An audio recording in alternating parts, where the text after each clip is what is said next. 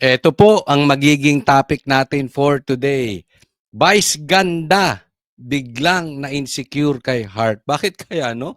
Bakit parang bigla-bigla? Dati naman wala silang issue dyan, no? Ewan natin. Mamaya pag-usapan natin. Torre, naisahan si BBM. Sabi ko sa'yo, Bongbong Marcos, weak ka talaga eh. Gibo Chedoro, my ghost project. Di umano. Ayan. Kaya-kayang imbestigahan to ng ICI? Iimbestigahan kaya to ng Senado? Pang-apat, Lacson may pasabog. Ba, dumadami na may mga pasabog. Meron ding itim na itlog. Ito si Lacson. Tulfo, sumisip-sip kay BBM. Ano pa nga ba, di ba? So alam naman natin yan. Boying, supalpal. Yung mag-amo, pahiya. Well, pag-uusapan po natin lahat-lahat yan at marami pa po tayong pag-uusapan bukod dyan sa mga nabanggit natin. So wag pong kakalimutan na sana mapanood nyo itong vlog na ito simula hanggang sa matapos. And don't forget na i-like nyo po itong video na ito. And doon po sa mga hindi pa po natin subscriber, sana po ay kayo po ay mag-subscribe. Konting panahon lang naman yan. Click nyo lang yung subscribe button. Yun na po. Maraming salamat. Di na po natin pagtatagalin. Diretso na po tayo agad-agad sa ating topic dahil kay Coach Oli, bida ang balita. Eto po, simulan natin dito kay Pinky Lacson. Opisyal na bumabalik bilang Senate Blue Ribbon Committee Chair, may pasabog agad si Senate President Pro Tempore Panfilo Lacson. Sa kanyang napipintong return bilang BRC Chair sa November 10, target niya nang magdaos ng susunod na committee hearing sa November 14. Kaya November 14 ang susunod na hearing. Napakatagal naman, animal. Lacson, para kang bakla sa totoo lang. Oo, diretsahin na natin, para kang bakla. Paiba-iba utak mo, ano ka ba talaga? Lalaki, bakla. Hindi hindi po kita iniinsulto kasi paiba-iba ka desisyon eh. 'Di ba sabi mo, nung umalis ka, final na. Yung pala, nagpapapilit ka, para kang bakla. Sabi mo, hindi nyo na ako kailangang kumbinsihin, parang gano'n eh, to that effect na desidido ka. Ngayon babalik ka rin pala, animal. Pambihira, animal na bakla.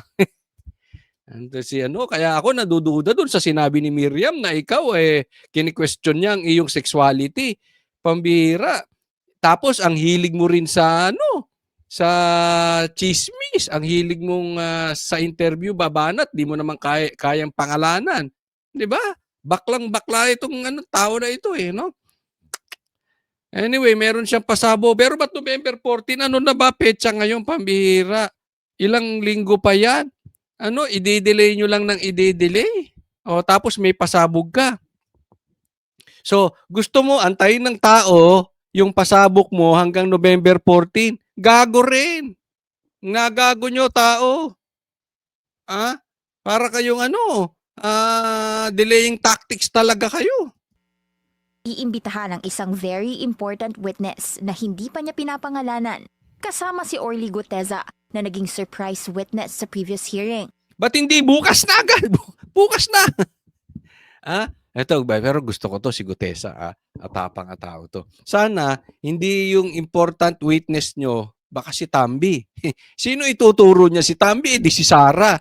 O kahit naman wala naman talagang flood control si Sara, alam naman natin yan. Kahit mga dilawang sinungaling, alam niya wala naman flood control si Sara. So, abangan na lang natin di ba? Pero at least may isa si Orly Gutesa. Ang problema dito, yung sinasabi ni Lacson, baka style lang yan. Di ba mahilig magpa-style si Lacson? Sinabi niya na magkakaroon ng palitan ng ganun. Tapos isinisi sa minority. Siya nagpakalat nun, tapos isisisi sa Duterte Black. Ang gago rin di ba? Tapos yung pala, hindi rin mangyayari. Di ba? So nagpapaingay lang.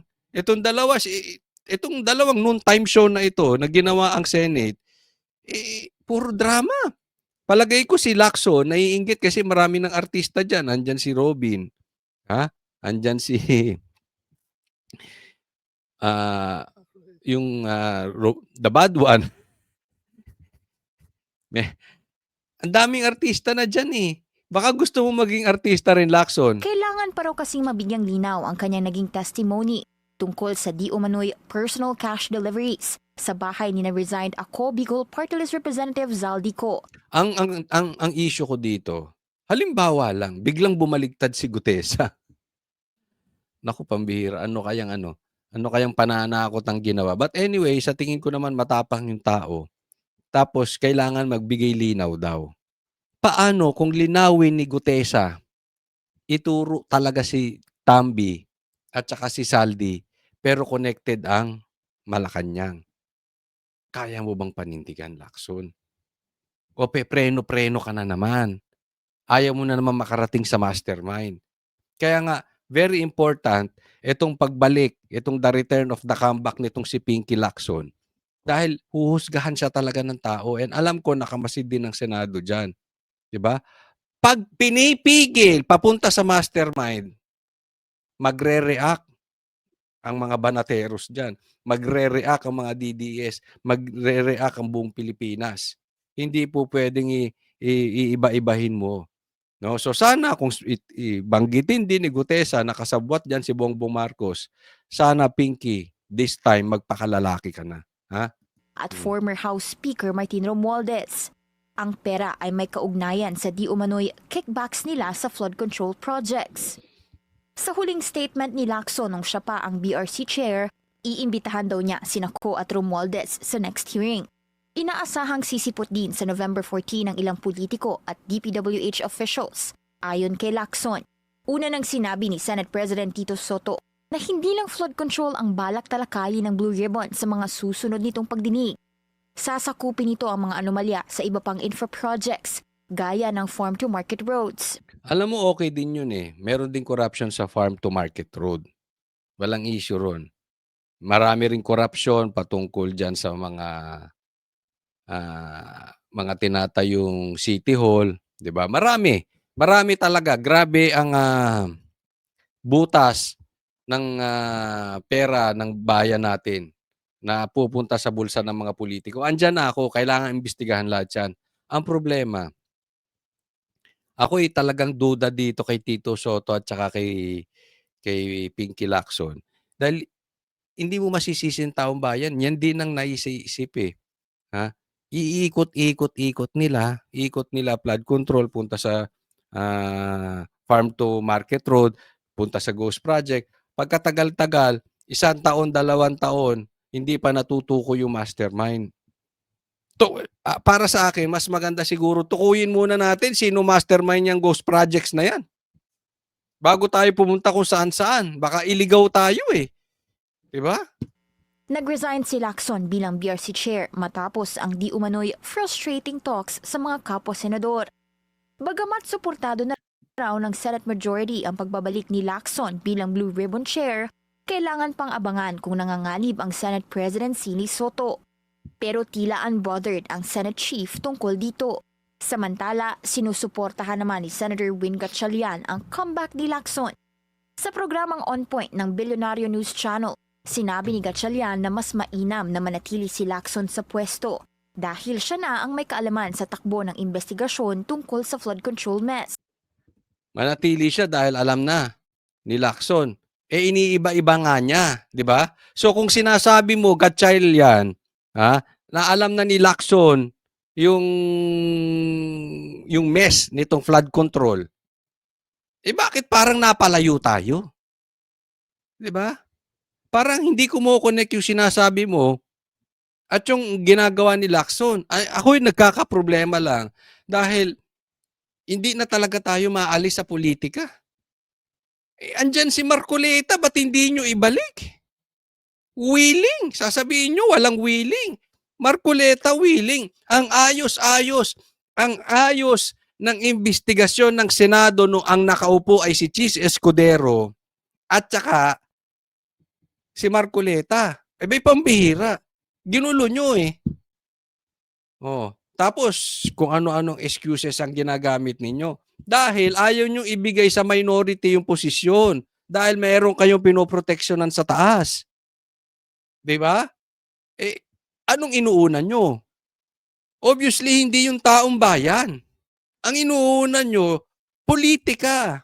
Dilaw na dilaw. Diba ganyan ang galaw ng dilaw? Imbis na galit sila sa korupsyon, pero ayaw nilang bumaba si Marcos dahil uupo si Sara. E di mas importante pa sa inyong politika kaysa yung masolusyonan natin kung saan napupunta yung pera kung itong nakawan. Diba? Wala talaga tayong patutunguhan pag ganito ng ganito mga politiko natin. It's better for him to continue to be the chair because he can definitely drive the investigation faster because of his prior knowledge about this issue. Dinetalya ni Lacson nitong Setyembre ang modus o scheme kaugnay ng mga proyekto at nag-name drop ng mga sangkot sa ghost at substandard projects, partikular ang sa Bulacan. Para sa agenda Sa Ilocos din, tingnan mo yung Ilocos. Ang daming proyekto ng Diskaya dyan. Isa lang tita, obserbahan natin. Ha, pag ang investigasyon ay patungo na kay Bongbong at kay Tambi, observe nyo si Lacson ha. Kayo na mag-observe. Kung haharangin niya or magiging kapaki-pakinabang si Lacson na mapunta tayo doon sa mastermind. Sana, pag nararamdaman na niya, papunta kay Bongbong at kay Tambi, huwag niyang awatin. Yan lang naman. Then okay ka, Lacson. O, etong next, tingnan po natin. Ito, tingnan natin kung paano pinahiyan ni Torre itong Malacanang. Spotted sa fellowship event ng Liberal Party of the Philippines si former PNP Chief General Nicolas Torre. Haka-haka tuloy ng iba. Papasok na ba sa politika ang nasibak na PNP Chief? At aani ba siya sa LP na labas sa bakuran ni Pangulong Bongbong Marcos? Nako! Laglagan itits. Ha? Pag nabaliktad ang mundo, Bongbong Marcos nilaglag si Torre. Ngayon naman si Torre nilaglag si Bongbong Marcos. O, sa kabilang partido pupunta. Pero teka muna, may twist yan. Mamaya pag-uusapan natin. Kilalang malapit na alyado ni Torre. Giit ni Torre hindi naman siya dumalo para maging miyembro ng LP, pero para sa iisa nilang paninindigan laban sa katiwalian. I think the fight against corruption should transcend political lines. Hindi yan dapat hahaluan ng or i-define ng politika ang laban sa korupsyon. Ayan, maganda. Ito sinabi ni Torre. Tama. Ang laban sa korupsyon ay hindi dapat nakabase sa kulay. Tama ka dyan. I agree with you, Torre. Kaya sabihin mo dyan sa mga nasa likod mo, yung mga kumakain ng tae ni Bongbong Marcos, teka muna. Habulin natin yung magnanakaw. Yun ang priority natin. Habulin yung mastermind. Pag ang magnanakaw at ang mastermind ay nakaupo, di ba dapat isigaw nyo matanggal? Di ba dapat isigaw ninyo ma-impeach? Yan ang ginagawa nyo sa confidential funds ni BP Sara Nawa 150 million lang. Paano? Kung talagang mapatunayan si Bongbong Marcos ang mastermind, bilyon, trilyon ang ninakaw. Hindi nyo pa rin kayang sabihin na dapat si Bongbong Marcos ay i-impeach? Ay, ang daming dilaw dyan nakaupo sa Congress. Pwede nyo simulan ng impeachment. So kung talagang naniniwala ka dyan, Torre, sa sinasabi mo, dapat sabihin mo dyan. Yan ang mga number 1 ipokrito. Yang liberal, yang mga dilawan ng mga ipokrito. Hindi niyan hinahanap yung mga kurap. Hindi hinahanap ang magnanakaw. Ang hinahanap niyan kung paano sila uupo. Dahil pag andyan ang Duterte, hindi sila makaupo dahil laos na sila. O, di ba? Pag hindi mo kaya sabihin yan sa dilawan, ngayon pa lang, ipokrito ka na rin Dilaw na. Kahit na ang kulay mo ay itim, dilaw ka na talaga. Hindi mo na maitatanggihan. Torre. Pagkat bawat Pilipino, unang-una, ang korupsyon na yan ay labag sa batas at iisa sa ligang batas nating mga Pilipino. So, Diba? Exactly. Diba? Ba't ayaw niyo pag-resign si Bongbong?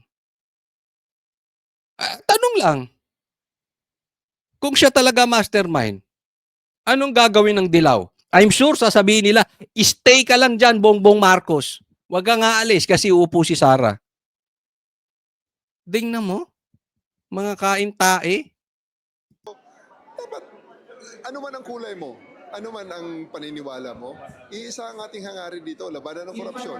Mismo. Sa temang kung walang korap, walang mahirap, ang pagtitipo ng Liberal Party ay para manawagan na panindigan ang integrity, transparency, accountability at good governance. Integrity, transparency, good governance. Nagawaan nyo ba yun? Dilaw? Integrity? Transparency? At labanan ng korupsyon saan man at kailanman ito mangyari. Unprecedented. Umiiling pa. Siguro ito, tinuturuan to ni Sharon ng kailangan pag nag-speech kami, may arte. Di ba yung may ganyan pa yan, inaalala niyo parang iiyak siya kunwari. Ito pa, iling-iling pa. Pokrito! Hindi nga nyo masabi kung sino yung korap, alam nyo naman kung sino mastermind, naglolokohan ba tayo mga gago?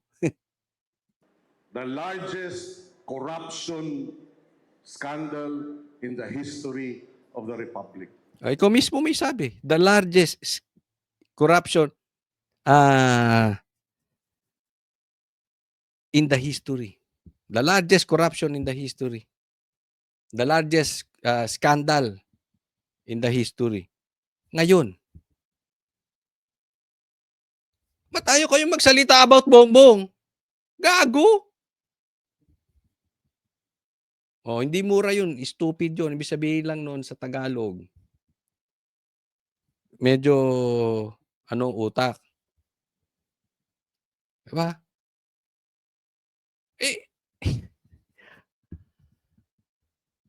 Huwag mong sabihin na yung largest scandal kay Sara pa rin.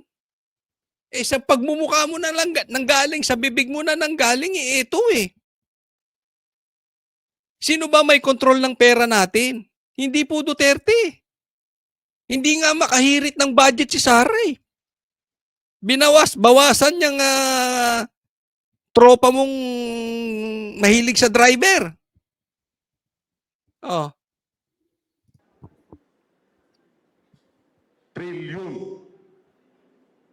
Hindi daang bilyon. Alam mo pala eh. Massive. Kailan kayo magsasalita? Unconscionable. Animal. Unacceptable. Ano ang itinuturo natin sa ating mga anak? Ayan, kita mo.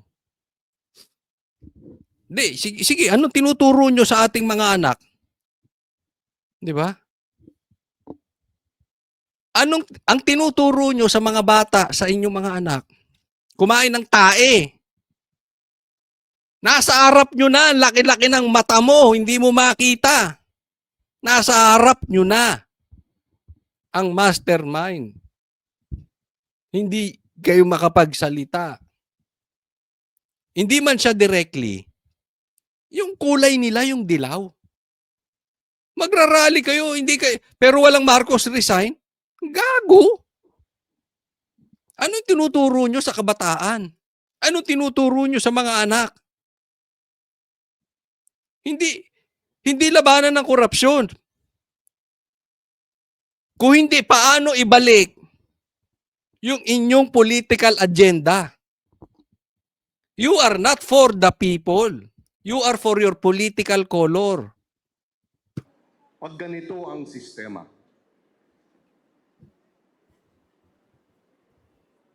na ang nagkasalang na sa pwesto hindi mapaparusahan, na ang katarungan may kinikilingan.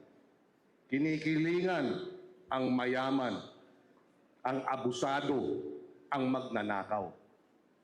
Samantala, harap-harapan ng pagnanakaw, pinopost pa sa social media ang bunga ng pandarambong. Voluntary Alam mo, Kiko, makinig po kayo ito importante ito. Ang sabi ni Kiko, yung mga magnanakaw hindi mapaparusahan. Yung mga mayayaman na magnanakaw hindi mapaparusahan. Alam mo, kung hindi mapaparusahan ang mga mastermind, ang mga magnanakaw ngayon, walang dapat sisihin ang mga Pilipino kung hindi dilaw. If not for you people, matagal nang lantad ang mga ebidensya. Kung hindi kumapit sa inyo si Bongbong Marcos, remember this, ang Marcos, plastic yan. Kumapit sa inyo, kumapit din niya kay Sara. They will do anything just to stay in power. Kayo namang dilaw, instead na nanindigan kayo minumura nyo, sinasabi nyo, diktador ang Marcos. Instead na nanindigan kayo at ipinaglalaban ninyo na dapat walang korupsyon at dapat magbitaw ang korap, kayo pa ang nagiging backup ni Bongbong Marcos. Kayo pa ang nagiging backup ni Tambi. So kung walang mastermind mapaparusahan, it's because of you people. Ha? Balikan ko lang po itong si Torre. Ito parang naisahan ni Torre si Bongbong Marcos. Alam mo kung bakit? Kasi initsipwera si Torre. Alam naman natin yan, pinangakuan na bibigyan ng posisyon. Alam din naman natin kung paano magbigay ng pangako si Bongbong Marcos. Saltik-saltik na ang pangako niyan si Bongbong Marcos. Wala ka nang aasahan dyan kay Bongbong Marcos. Sa 10 sinabi niya, 20 ang sablay. Diba? At kadalasan niyang kabaligtaran. So, itong si Torre, sumisip-sip ngayon. Diba? Umaanib sa dilaw. Ako sa tingin ko, tatakbo to.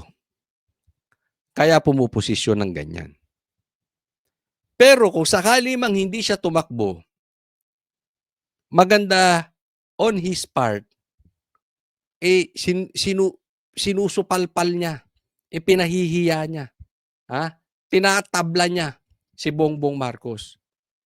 Kasi si Bongbong Marcos kailangan ng dilaw. At pagka naging kandidato ng dilaw itong si Torre, Marcos has no choice kung hindi umamo. Kasi si Bongbong, ang Marcos, ganyan ang ugali. To save their political career, aamo. Pero pag hindi ka kailangan, itatapon. This time, pagdating ng 2028 election, kung hindi matatanggal si Bongbong Marcos, kailangan niyang umamo kay Torre. Because 2028, wala na talagang Marcos. Believe me, matagal ko nang sinasabi ito. It's going to be Duterte against the Pinklawans. Yan na po yan. Etsa puwera na. Kaya nga po, sinusuportahan ng Pinklawan si Bongbong eh. Gusto lang yan nila makarating tayo sa 2028 election. After sa 2028 election, kakatkuking na yan. Yayariin na yan si Bongbong.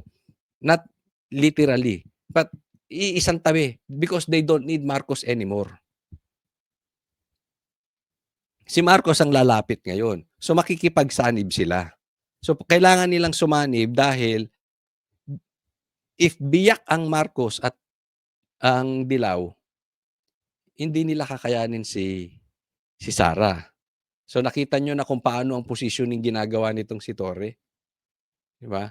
Naisahan dito, naisahan. Minsan talaga, bumabaliktad ang mundo eh. Mananagot talaga si Bongbong. Yung nanggagamit siya, ginamit niya si Sara. Pero until when? Pakasasa ka na dyan, Bongbong, nakawin nyo na lahat ng nanakawin ninyo. Dahil pag-upo nito ni BP Sara, tapos kayo. Next po tayo. Tingnan mo naman ito. Ito ang mga congressman natin. Ang laki ng problema natin sa VAT, hindi nila pinayagan yung batas na ipapawalang bisa na ang VAT ni Kiko Barsaga. Pero tingnan mo tong bakla na ito.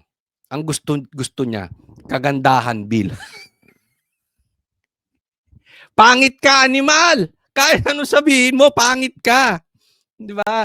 Hindi ko inaanong kasi baka sabihin naman okay lang yung pangit. Ako accepted ko, pangit ako eh. Walang problema. Pero hindi ako nagpipiling gwapo. Kaya wag ka rin magpiling ganda. Tanggapin mo naman humarap ka naman sa camera. Humarap ka naman sa TV. Sabi niya, kagandahan bill na naglalayong magpalit ng pangalan at kasarian ng hindi nadadaan sa korte, isinusulong ni Representative Sendanya. Anong gusto mong gawin? Sendanya. Gano'n, Sendanya. Animal tong bakla na ito. Bakla ka ngayon. Pagtanda mo, anong gagawin mo? Bakla ka pa rin. Lolo kang bakla. Ang pangit. I have nothing against gays. May mga kaibigan po tayong bakla, okay? Nauunawaan natin yung kanilang struggle. Sa katunayan, may mga kakilala tayo na bakla na gusto na bumalik sa Diyos, na gusto magbagong buhay. Pero yung ganito, pambihira. Anong susunod mong bill? Abortion? Gawing legal? Shabu? Gawing legal? Basta hindi ka nakakasama sa iba. Ano pang gusto mong gawing legal? Prostitution? Gay bar? Ano pa? Kaya hindi umasi-asenso ang Pilipinas. Hindi, ito, for me kasi this is personal. Kaya tayo hindi umasenso Imbis na palapit tayo sa Diyos, palayo tayo sa Diyos Ano namang kagandahan bill yan? Ang dami nating problema sa VAT, sa baha, sa nakawan, sa peace and order. Ang daming pwede mong solusyonan na problema ng malaking problema ng Pilipinas. Ang naiisip mo, gaga, yung rumampa ang mga bakla, mag-Halloween na. Lalabas ka ba? Lalabas ka ba, bakla? Isipin mo, hindi ka nadadaan sa korte, so basta trip mo lang. 'Di ba, ilalagay mo diyan, ako female. So ano mangyayari sa atin? 'Di ba, kasi halimbawa ako, may anak akong babae, gusto nyo magsi-CR kayo? Sa CR ng babae? Suntukin kaya kita. Hindi po yung threat, grave threat Yang gusto nyong mangyari. Papasok ka. Dahil sasabihin mo, babae ka rin. Anak ka ng teteng. Or gusto nyo, pupasok kayo sa boxing. Or basketball ng babae dahil sasabihin nyo, babae kayo. Di ba? Hindi po pwede yun. Ginawa tayo ng Panginoon, lalaki at babae. Adam and Eve. Hindi Adam and Steve. Tito jokes. Di ba? Malaki magiging problema natin dyan. Ngayon, sige, kung gusto mo talaga, wala naman tayong problema Kung gusto mo talaga maging babae, maglagay ka matres. Wala na tayong pag-uusapan. Hindi ko po kinukonsinti yan Point ko lang dyan, delikado po yan. At ini-imitate na natin yung Amerika, ini-imitate natin yung Europe. Kikita mo nga ang nangyayari sa kanila because dahil sa ganyang pag-uugali. Pambihira kayo. Ikaw ba walang Diyos? Hindi, matanong ko lang. Nagtatanong lang naman. Ako, hindi ako talaga agree dito. I really don't care kahit ang magtulak. Halimbawa, ang magtulak nito, Duterte Black. Sasabihin ko, hindi ako agree dyan. Hindi ito dahil dilaw ka. Labanan mo komunista. Seryosoin mo paglaban sa komunista, kampi tayo. 'Di ba? Walang issue. Labanan mo droga. Wala tayong issue. Pero ilalabanan mo yung kasarian, eh, talo-talo tayo diyan. Hindi kita tataluhin pero pangit. Hindi, seriously ha, yung mga ganitong bill, ilulubog ang Pilipinas. Because wala na tayong pag-asa. Pakinggan niyo 'tong mabuti mga kapwa ko. Wala na tayong pag-asa. Ang pag-asa lang ng Pilipinas ay kung tayo ay lalapit sa Diyos. Pero kung ganito pa ang gagawin nating bill, lalo tayong lalayo. Tapos tayo diyan. Ito pa next. Speaking of kabadingan. O ito, pag-usapan natin, ha? Ano tong sinabi ni Vice Ganda kay Hart? Pasok. Di ba nga kinukwento ko sa'yo, may pinuntahan akong lugar dun sa probinsya nila Heart Evangelista. Nako, ano, so, bakit ka pumunta ron? Andun yung katulong mo, andun yung driver mo, andun yung syota mo. I don't care kung ano man yan. Pero, nung pumunta ka sa bahay ni Hart, Na ay isang lugar. paaralan na walang reading materials, pinagawa ko yung eskwelahan at nagpadala ako ng tulong doon kasi walang reading materials, bulok yung paaralan dun sa lugar nila Heart Evangelista. Yeah, pinagdiinan niya ng Politiko ba si Hart? Sasabihin, si Cheese, politiko eh. 'Di ba? Asawa. Ba't si Hart ang tinitira mo ng tinitira? Insecure ka dahil wala kang matres?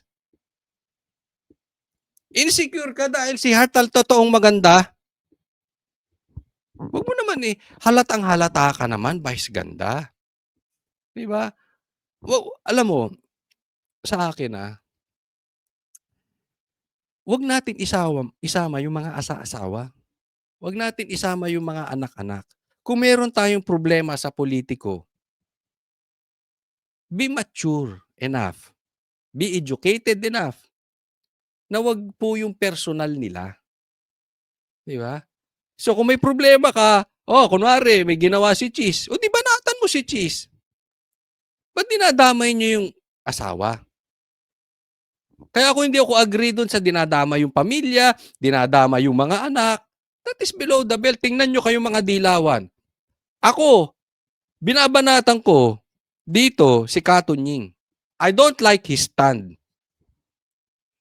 Pero never kong binanatan yung anak. Kayo mga pinklawan, bastos kayo. Irespeto nyo yung anak, walang kinalaman yung anak. Di ba? Ay, may sakit na nga. Kayo talaga wala kayong puso. Basta masira nyo lang. Magkaroon naman kayo ng dignidad. Anong kinalaman ni Hearts? Pambihira. Kung ako dito ako nakatira sa Laguna. Pangit dito. Sisisihin mo ko? Gago? Ay gaga pala, gaga. Dahil pangit yung paaralan. Anong kinalaman ko dyan? Anong kinalaman ni Hart dyan? Yeah. Ngayon, kung asisisihin mo si Cheese, ba't hindi ka magpunta ng Leyte? Tingnan mo, ang dami niyang bahay. Ang yaman ni Tambi. Tingnan mo ang syudad ni Tambi. Binabaha. Nagsalita ka ba? Bakla. Double standard ka sa bagay. Double identity. Halatang halata ka, Brad. Ay, sis. Ano ka ba talaga? Halata naman na bayad kayo ni Tambi. Sige. Sabi ko nga, kung gusto mong i-apply yan kay Hart, i-apply mo kaya yan sa asawa ni Tambi. Anong nagawa nila sa Leyte? I-apply mo yan sa syudad ni Bongbong Marcos, sa syudad ni Lisa. Anong nagawa ni Lisa sa syudad nila? Ang yaman ng Marcos, tingnan mo syudad nila. Gusto mo ng katunayan? Ang Duterte hindi mayaman pero tingnan mo ang lugar ng Duterte, ng Davao. I dare you, punta ka sa lugar ni Tambi. Kung hindi ka double standard. Ang dami mong pinumo na eh. Evangelista. I cried so much when I saw that school. Kailangang ayusin ang paaralan. Kailangang tulungan ng mga magulang na mailagay sa paaralan ang mga anak. Kailangan ng tulong ng mga Pilipinong magulang mula sa pamahalaan. Diba nga kinukwento ko sa Kaya ano siya eh. Evangelista. I cried so much. Nagbigay ito ng mood mo. Ano pinamigay mo rong ano? Kaninong pera? Pera ni Tambi? Ha? Pumunta ka ron, namudmud ka ron, tapos sisirahan si ano. Kasi nagbigay siya. Okay, nagbigay daw siya. Hindi ko alam, hindi ko na maalala kung libro ang binigay niya. Pero, magbibigay ka lang, i-announce mo pa. Tapos sisiraan mo si Hart. Anong kaplastikan yan? Eh malay ba namin, di ba? Ito hindi ka pinagbibintangan. Pero malay ba namin yung pera mo galing kay Tambi? Alam naman natin, sinisiraan ni Tambi to si Cheese. Dinadamay pa si Hart. Can you just focus on Cheese? Sabihin mo dun sa amo mo, magpakalalaki siya. Kung bakla ka, yung amo mo, magpakalalaki. Ang harapin niya si Cheese. Bakla lang yung haharap. Ang babanatan yung asawa. Politiko siya eh. Ha? Hindi ako sa aking parang out of nowhere. Bigla kang ganyan. Kaya nga aabangan namin eh. Ha? It is therefore, I conclude, pag hindi mo kayang banatan si Tambi pumunto sa'yo, animal. Si Tambi nagutos sa'yo. Kasi sino ba ang galit ngayon kay Cheese? Obvious ka naman. Eh grabe nakawan dun eh. Ba't hindi mo mabanatan? Eh grabe din ang lugar ni Tambi. Hindi mo mabanatan? Antayin namin. Antayin namin kung paano mo yung ginagawa mo sa asawa ni Cheese. Gawin mo rin sa asawa ni Tambi. Di ba? Antayin namin ha. Kasi bigla-bigla eh. Di ba? Bigla-bigla. Parang kasama siya sa GC ng mga trolls. Banatan nyo yan ha. Parang galing sa ibabaw yung utos. Hindi mo malaman kung saan ang galing yung bigla siyang nagalit. Nako po. Next po tayo. Isa pa ito. Isa pa tong kabaklaan. Hindi po si Martires ha. Hindi po si Martires. Parang kabaklaan kasi. Bakit? Sabi ni Martires, it is not the function of the ombudsman to be conducting everyday a press con that this is what I did, announcing to the people that I signed the order dismissing Senator Juan de la Cruz. Yan. Ang punto dito ni Martires, yan yung ilang araw ko na pong binabanata. Sabi ko, pambihira ka. Boying, ginagaya mo si Martires sa'yo, nakadakibot, may press con. Hindi ito atam Rimulya, magkapatid na Rimulya, mahilig talaga sa TV, di ba? Oo, saan ka nakakita ng ganyan? Na ang hilig sa TV? Mas lalo na to si Boying. Papreskon ng papreskon. Sino ang ombudsman na ganyan? Parang bakla, di ba? Parang alam mo yung ang hilig rumampa, katangian nila yan eh. Parang yan na yung highlight ng mundo nila. Ang rumampa. Diba? Sabi niya, probably my successor now, which is Boying, is doing it, but I did not want to be glorified at the expense of people whose guilt are not determined by the court. Exactly. Ang problema, Martires, sir, si Boying, glorified na yan eh. Gusto niya nag-glorify siya. Talagang may kabaklaan ng dating. Hindi siya bakla kasi hindi talaga siya bagay maging bakla. Sa bagay, sisindihan niya rin. Anyway, yung ganon, yung parang papansin masyado, na kaya nga problema nga yung magiging ombudsman ka, na politiko. Dahil yung politiko kasi minsan mahilig talaga yan. Kailangan nila yan eh. Kailangan nila yung TV. Yan ang kanilang parang, bukod sa malaking kurakot nila, isa yan sa gusto nilang na-achieve. Yung nagkakapangalan sila. Kasi in the future, politiko po yan. Yan ang nature niyan. Babalik at babalik. Kaya, maling-mali talaga si Bongbong. But anyway, Bongbong is stupid. Boying is a lawyer. Kaya niyang pilipitin ng leeg nito si si Bongbong eh. So, in-assign siya ron kahit na talagang hindi talaga questionable yung pagiging ombudsman nitong si Boying. So, barado ka dito, Boying. Barado ka. Sana, Boying, tigil-tigil mo na. Dati ka pa eh. Araw-araw ka nga eh. Panahon pa ni Bantag, araw-araw ka naka-press con. 'Di ba? Nawalan ka lang ng press con nung nagkasakit ka at nagpa-opera ka. Pagkatapos nun, eto ka na naman, balik. Kaya naman ito, tingnan natin. Ito po, pag-usapan natin si Boying, ha?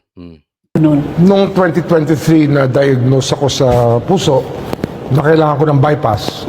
So nagpa-opera ako. Nagkaroon ako ng tinto. Ayan, yan yung yung sinasabi ko sa inyo na nawala siya sa press con. 'Di ba? Diyan lang siya. Kasi nga nagpa-bypass siya. Oo, na hindi pa nga niya masyadong in-announce eh. Oo. Full bypass. Grabe, 5. Open heart. Open heart. At heart. nung pagaling na ako, ay na-diagnose naman ako ng cancer. Ayan. Leukemia. Wow. Cancer So may leukemia po si si Boying. Ito lang gusto kong sabihin. Boying, sana huwag kang gumaya sa amo mo. Kasi si Bongbong Marcos, binigyan na ng pagkakataon ng Diyos na para ma-revive niya ang pangalan ng Marcos. Itong si Bongbong. Ang tagal niyang hindi napalibing yung tatay niya, pinalibing ng Duterte, pero hindi yun ang main issue. Ang tagal nilang hindi makabalik sa politika ni hindi nga siya manalong vice president. Ngayon nanalo siyang presidente. Binigyan siya ng pagkakataon ng Panginoon through the Duterte. Hindi naman siya makakabalik kung wala ang Duterte dyan eh. Diba? Pero syempre, Diyos pa rin ang gumalaw niyan. Ako'y naniniwala doon. Binigyan siya ng pagkakataon. Pero tingnan mo, sinayang niya yung pagkakataon. Tatandaan po natin, pag ang pagkakataon ay binigay sa atin at sinasayang natin, titigas na puso natin. Patitigasin na puso. Tingnan nyo nangyari doon sa Pharaoh, sa Egypt. Ang tigas ng ulo eh. Binigyan na ng pagkakataon. Ayaw sumunod, pinatigas na ang puso. At the end, namatay yung anak niya. Di ba? So sana, Boying, nagkaroon ka na ng ganyan eh. Binigyan ka na ng Diyos ng pagkakataon. Na-bypass ka, tapos may leukemia ka. Ngayon malakas ka, nasa posisyon ka. Gamitin mo sa tama. Na ikaw ay may pakipakinabang. Kasi aanhin mo pa pera. Sooner or later, you will go. We just don't know. But it's for sure. Yang sakit na yan, that is not, hindi yan biro. Hindi ko sinasabi na ginugusto ko mangyari. Ang pinupunto ko dito lang, sana, tumingid ka na ng malayo. Ang buhay natin sa Pilipinas is not forever. Yung susunod na buhay, yun ang forever. Gawin mo na ng tama. Binigyan ka ng pagkakataon. Di ba? Malaking bagay kasi, ako hindi ko maintindihan yung mga ganitong tao na ang dami mo ng pera. Your family is so powerful. May cancer ka, na-bypass ka. Hindi mo naman kailangan ng pera. Ba't hindi ka na lang magpahinga? Spend time with your family. Spend time with your loved ones. Spend time with God. Be prepared on your next, on your future. Be prepared on the next chapter of your life. Buti kung medyo mahirap ka, kailangan mo pa rin kumain. gumawa ka ng paraan para makabili ka ng gamot. Hindi. Hindi mo kailangan yun. I'm sure. Hindi mo kailangan yun. Even to the second, third, fourth degree, I'm sure meron kayong pera. Enjoy life. Ha? Enjoy your family. Enjoy bonding with them. Ako, nasasabi ko lang to kasi nanghihinayang ako sa mga ganitong mga sitwasyon ng kanilang na they don't need to work. 'Di ba? Ngayon magtatrabaho ka tapos magiging kasangkapan ka pa ng harassment. What are you doing with your life? 'Di ba? Alam mo ang buhay ng tao nasa desisyon lang 'yan. So it's up to you. You chose that life. Yung future, yung next life mo that's your choice kung saan ka pupunta. Next po tayo. Isa pa to si Gibo. Sabi ni Gibo, economy will suffer if military coup prevails. Chodoro, sabi niya. Ang sabi naman ni Kiko, simple lang yan, Gibo, Chodoro. Kung ayaw nyo ng kudita, di wag kayo magnakaw. Exactly. Hindi naman bobo yung mga militar natin. Kaya magkukuyan dahil talagang binabastos nyo na ang konstitusyon. Dahil talagang talamak na ang pagnanakaw. Mauubos ang pera ng Pilipinas. Baka pati apo ko at apo ko sa tuod, may utang na. Utang kayo ng utang. Di ba? May nababalita pa ng ghost project sa'yo di ba? Sa militar. Ako nagtatanong lang, nasa 5 billion daw yun. Yun po ay balita. So, Gibo, totoo ba yun? Tinatanong lang natin. Pero kasi kung malinis ka, hindi ka dapat natatakot sa coup. It's impossible na magkuku kung maayos ang pamamalakad ng gobyerno. It's impossible. Kaya ako naniniwala ako dito sa sinabi ni Kiko, kung hindi kayo magnanakaw, walang coup. So, huwag kayong mag-focus doon sa effect ng ginagawa ninyo. Ang i-focus ninyo, yung ginagawa ninyo. Kasi susunod yung effect nun. Kung kayo ay tunay na nagsisilbi sa Pilipinas, walang ganito. Tapos ilalagay mo pa kami sa bingid ng anti-China kayo ng anti-China, di ba? Sasabihin nyo pro-Duterte, ang mga Duterte pro-China. Huwag ganon. Hindi naman tayo kasali sa away ng Amerika at China. So bakit tayo pupunta ron? Okay? So tatandaan lang natin. Sana maipaliwanag ng maayos. Hindi natin alam kung iimbestigahan din to. Para sa akin, dapat imbestigahan din. Dahil may lumabas na isyong ganun May 5 billion ghost projects daw itong mga to. No? Hindi ko sila hinuhusgahan kung totoo yun o hindi. Ang issue ko dito, kailangan imbestigahan din ng ICI yun. Hindi porket kaalyado, hindi porket tao, hindi porket tuta, hindi porket appointed ng presidente, hindi nyo nagagalawin. Hindi. Whether they are guilty or not, dapat imbestigahan. Yan po ang punto natin. So, kami po magbabantay. Titingnan natin kung yung ICI ay tunay na patas. Next po. Ito, bigyan lang natin komentaryo Ang gusto ko kay PBBM, sabi ni Raffy Tulfo, hindi siya naninisi. Ang galing nitong vlogger. Biglang naging tanga nung senador. Hindi ko alam kung talagang tanga siya o nagtatanga-tangahan. Wala na ngang ginawang maayos si Bongbong kung hindi manisi. Ang dami niyang pagkakamali. May inaako ba siya? Ang dami niyang pagkakamali. Sinusolusyonan ba niya? Ang solusyon lang nila para siraan ng Duterte. Ikaw naman halatang halata ka naman, Tulfo Isa ka sa tulpong pinakamasama. Ang dami mo ng pera, ang salin mo nasa bilyon. Sip-sip ka pa rin, kain-tae ka rin. Sabagay, 'di ba? I mean, pumuposisyon ng Tulfo. Dahil possible na ang magiging pambato ng Malacanang ay si Tulfo. Kailangan niya ang popularity nitong Tulfo. So it's either Erwin or Rafi yan. Para meron siyang pantapat doon sa kung Risa or Torre, yung sa Dilaw. Kasi ako sa tingin ko, hindi talaga maghihiwalay ang pula at dilaw. Talagang magkakainan ng tae yan. Yung sinuka nila, kakainin nila. Kasi pag naghiwalay yan, sigurado na ngang mananalo si Sara, maghihiwalay pa sila. Baka hindi umabot ng 10% ang boto ng mga yan pag naghiwalay. At least pag nagsama sila, baka umabot sila sa 30% ng boto ni VP Sara. But nonetheless, for sure magiging presidente si VP Sara kung hindi papatayin.